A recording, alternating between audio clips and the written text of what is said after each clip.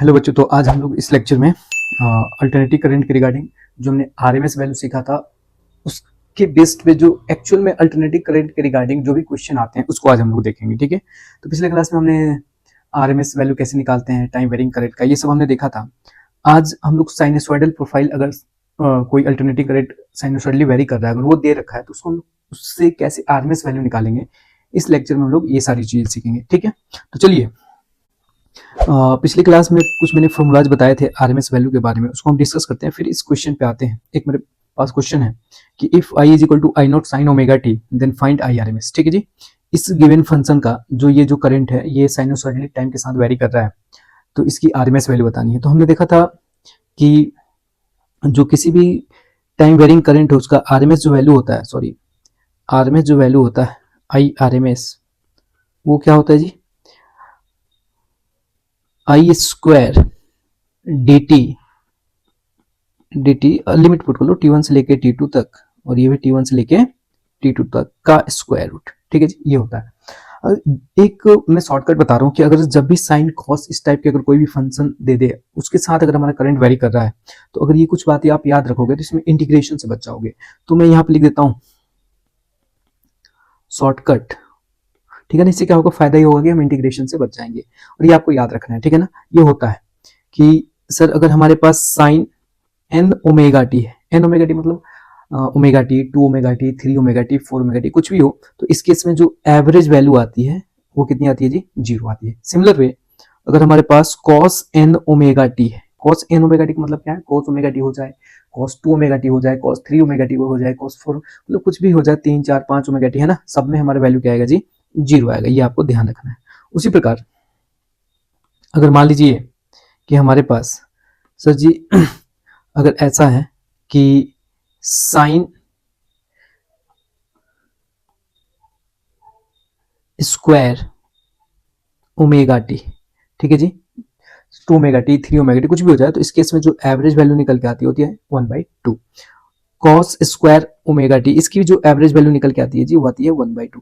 तो ये तीन चार चीजें, sign omega T, cos omega T, sign square omega T, cos square omega T, अगर आप बेसिकली ये तीन चार चीजें अगर याद रखोगे तो इसे हम इंटीग्रेशन से क्या हो जाएंगे जी, एकदम बच जाएंगे। इंटीग्रेशन हमें नहीं करना पड़ेगा। ठीक है ना, तो ये चीज आपको अगर याद हो जाए तो अच्छी बात है, नहीं तो इंटीग्रेशन तो करना पड़ेगा। ठीक है ना, तो हम आते हैं, मैं इंटीग्रेशन नहीं कर रहा हूं, मैं इसी मेथड से इसकी जो ये गिवन फंक्शन है I is equal to I naught sine omega t, इसका हम क्या निकालते हैं जी, आरएमएस वैल्यू निकालते हैं। देखिएगा कि सर अगर हम इसका आई आरएमएस निकालें तो आई आरएमएस क्या आ जाएगा जी, आई आर एम एस, क्या करो आप कि सर जी इसका आप स्क्वायर कर लो। सबसे पहले बेसिक समझा देता हूं कि सबसे पहले जो करंट गिवन है उसका स्क्वायर करो, तो स्क्वायर करोगे तो हो जाएगा I naught sine square omega t. ठीक है जी, अब आप इसका क्या ले लो, एवरेज, और उसका क्या ले लो जी, स्क्वायर रूट।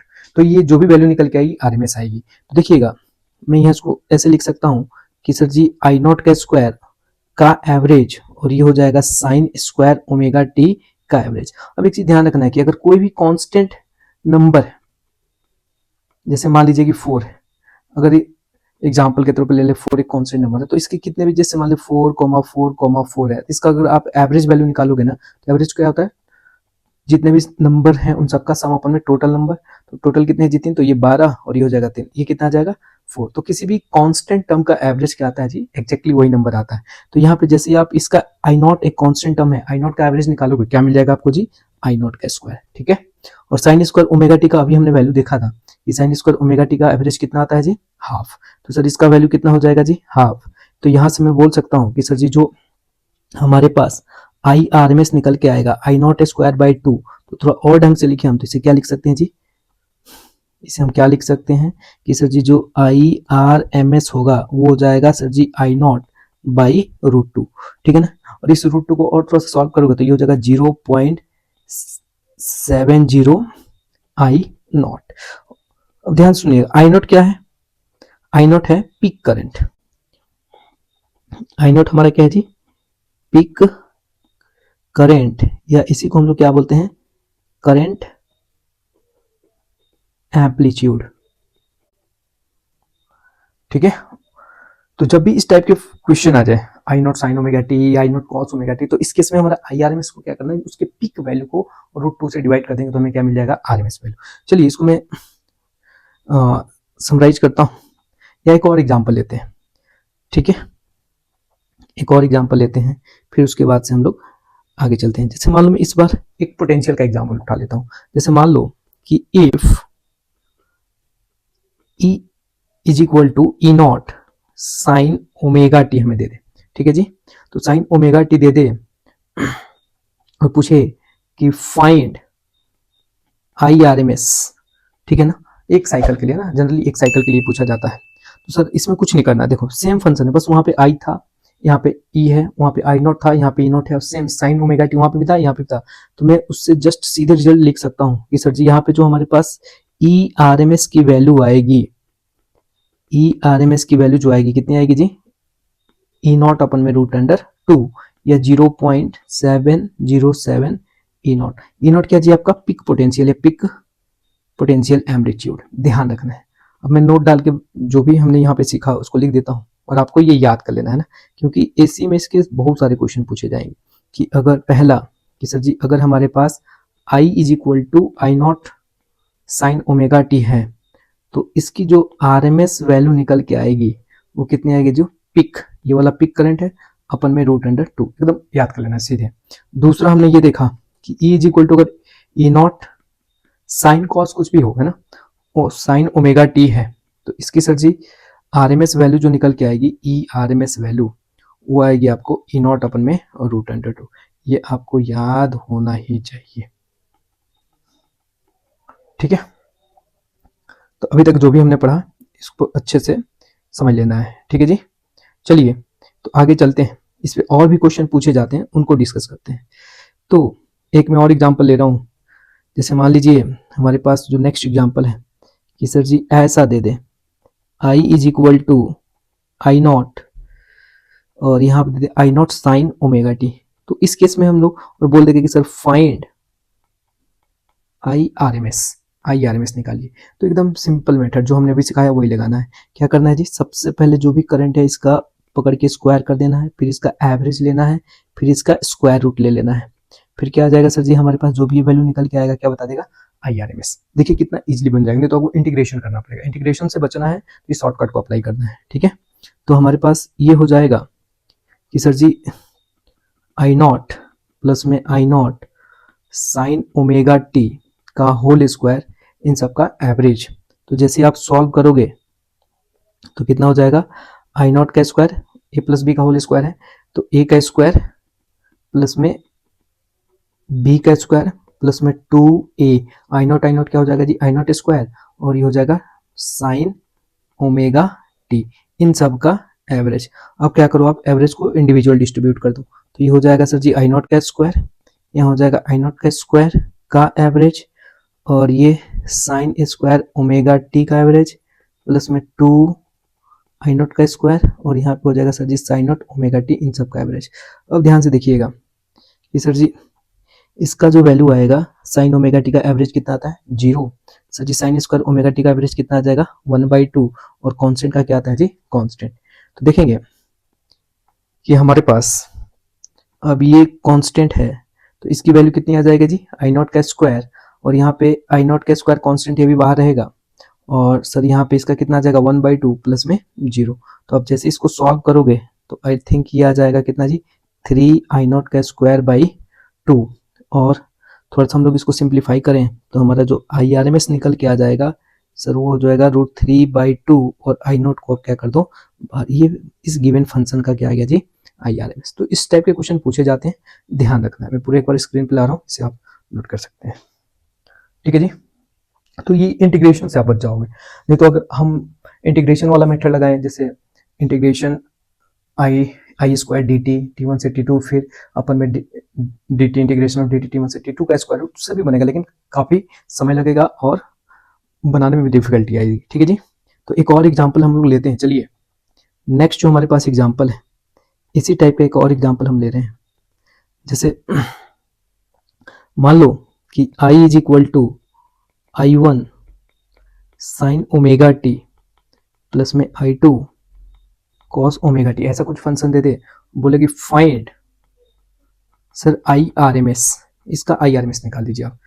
तो देखिएगा हम इसको सॉल्व कर रहे हैं कि सर इसका जो सॉल्यूशन होगा क्या होगा कि सबसे पहले आपको क्या करना है जी, आई को पकड़ना है, उसका स्क्वायर कर देना है, फिर इसका एवरेज लेना है, फिर इसका स्क्वायर रूट, और ये जो भी वैल्यू निकल के आएगी क्या मिल जाएगा जी, आई आर एम एस। तो मैं कर रहा हूँ इसका, जैसे आप आई वन प्लस में sine omega t, I two cos omega t का होल स्क्वायर का एवरेज का स्क्वायर रूट। ठीक है जी। अब देखिए ये a प्लस बी का होल स्क्वायर है, तो सर जी I one square sine square omega t plus में ये बी स्क्वायर हो जाएगा, तो आई टू का square cos square omega t plus में twice I one I two, और यहाँ पे कितना है जी, साइन ओमेगा टी इंटू क्या चीज, कॉस ओमेगा टी, इन सब का एवरेज का स्क्वायर रूट। अब ध्यान से देखिएगा मैं अलग अलग सब पे एवरेज लिख रहा हूं, तो सर ये आई नॉट का स्क्वायर का, आई वन का स्क्वायर का एवरेज, और ये हो जाएगा साइन स्क्वायर ओमेगा टी का एवरेज प्लस में आई टू के स्क्वायर का average cos square omega t का एवरेज, और ये हो जाएगा two I one I two, और यहाँ पे हो जाएगा साइन ओमेगा टी का एवरेज, और ये हो जाएगा कॉस ओमेगा टी का एवरेज। अब देखिएगा अभी हमने देखा था कि sir ji sine omega t का एवरेज कितना आता है, जीरो, इसका भी एवरेज कॉस ओमेगा टी का भी कितना आ जाएगा जी, जीरो, तो ये जीरो इंटू समथिंग क्या हो जाएगा, जीरो, और कॉस स्क्वायर ओमेगा टी का वैल्यू कितना आता है एवरेज 1/2, और साइन स्क्वायर ओमेगा टी का वैल्यू कितना आ जाता है जी 1/2। तो जैसे आप इसको सिंप्लीफाई करोगे आपको मिलेगा कि सर जी यहाँ पे तो ये रह जाएगा आई वन का स्क्वायर, क्योंकि कॉन्स्टेंट का एवरेज कॉन्स्टेंट ही होता है, और यहाँ पे 1/2, और ये हो जाएगा आपका कितना जी, आई टू का स्क्वायर इंटू 1/2। तो मैं थोड़ा अच्छे से लिखूं तो ये हो जाएगा आई वन का स्क्वायर बाई टू प्लस में आई टू का स्क्वायर बाई टू का स्क्वायर रूट। तो सर यहाँ से हमारे पास जो आई आर एम एस निकल के आएगी, आई वन का स्क्वायर प्लस में आई टू का स्क्वायर अपन में टू, ये हमारा क्या आ गया जी, इसका आई आर एम एस। समझे। तो ये हमारा किसी भी क्वेश्चन को इस प्रकार का कोई भी क्वेश्चन आपको एग्जाम में दिखते हैं तो आप बड़े आराम से इस कॉन्सेप्ट से इजीली इंटीग्रेशन बिना किए आप क्वेश्चन को सॉल्व कर सकते हो। ठीक है, चलो एक एग्जांपल और लेते हैं, लास्ट एग्जांपल आज की क्लास का, कि जैसे मान लीजिए एग्जाम में हमें ऐसे क्वेश्चन दे दें कि सर जी I is equal to 3 sine 100 pi t plus में 4 कॉस 100 पाई टी, और बोले कि sir find I R M S. तो अभी हमने जो अभी फॉर्मूला पढ़ा उसके बेसिस पे मैं सीधे बोल सकता हूँ कि सर क्या करना है, जो भी साइन के बगल का कॉफिशिएंट है और जो भी कोस के बगल का जो कांस्टेंट कॉफिशिएंट है इनका स्क्वायर करके ऐड करो, फिर उसे 2 से डिवाइड करके उसका स्क्वायर रूट ले लो, या आप ऐसे भी बनाएंगे तब भी आंसर क्या आएगा जी, सेम आएगा। तो मैं सीधे लिख रहा हूँ कि जो I R M S value निकल के आएगी सर वो क्या हो जाएगी, 3 का स्क्वायर प्लस में 4 का स्क्वायर बाई 2, यानी कि 3 का स्क्वायर 16 और सॉरी 3 का स्क्वायर 9 और 4 का स्क्वायर 16 बाई 2 का स्क्वायर रूट, तो ये हो जाएगा 25/2। तो यहां से मैं लिख सकता हूं जी 5/√2। समझे। और इसको और आप अच्छे से थोड़ा लिखना चाहते हो तो क्या लिख सकते हो, 5 और 1/√2 का वैल्यू होता है 0.702। इसको आप सॉल्व करेंगे जो भी आएगा हमारा क्या हो जाएगा जी, आंसर। तो आपको इसके लिए एकदम रेडी रहना है। तो आज की क्लास में यहीं तक रहने देते हैं। ठीक है जी, आज हमने क्या क्या पढ़ा एक बार देख लेते हैं। आज हमने स्टार्ट किया कि अगर कोई भी सर जी अल्टरनेटिंग फॉर्म में जैसे कि साइनसोइडल प्रोफाइल के टर्म में करंट देता है, उसका आरएमएस पूछता है, तो उसके आरएमएस वैल्यू को कैसे निकालते हैं बिना इंटीग्रेशन के। अगर आप इंटीग्रेशन करोगे आपकी मैथमेटिक्स अच्छी है, करो कोई दिक्कत नहीं, उससे भी आंसर आएगा।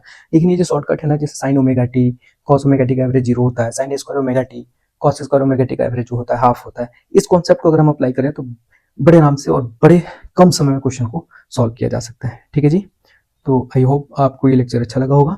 चलिए ठीक है, फिर अगली क्लास में हम लोग इसके आगे के पार्ट को पढ़ेंगे। ठीक है जी, चलिए।